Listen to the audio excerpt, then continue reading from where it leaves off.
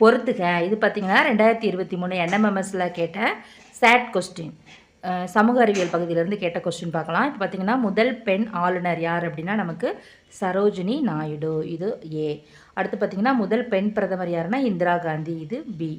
மக்களவை முதல் பெண் சபாநாயகர் யார் அப்படின்னா மீரா குமார். இது சி. அடுத்து புக்கர் பரிசு பெற்ற முதல் இந்திய பெண் யார் அப்படின்னா அருந்ததி ராய். இது டி. அப்போ இது கரெக்டாக ஆன்சர் என்னென்னா ஆப்ஷன் 3 தான் இருக்கு இல்லையா, இதுதான் 4231. இதான் அது கரெக்ட் ஆன்சர்.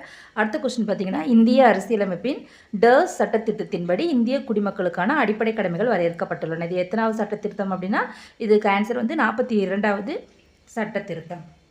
பின்வருவனவற்றில் பிம்ஸ்டெக் கூட்டணி நாடுகளில் இல்லாத ஒன்று எதுன்னு கேட்டிருக்காங்க. முதல்ல பிம்ஸ்டெக் கூட்டணியில் என்னென்ன நாடுகள் இருக்குது அப்படின்னா வங்கதேசம் இருக்குது, இந்தியா இருக்குது, மியான்மர் இருக்குது, இலங்கை, தாய்லாந்து, நேபாளம், பூட்டான் இதெல்லாம் சேர்ந்தது தான் பிம்ஸ்டெக் கூட்டணி நாடுகள். அப்போ இதில் இல்லாத நாடு எது அப்படின்னா ஆப்ஷன் 3ல் இருக்கிற சைனா தான் இதில் இல்லாத நாடு.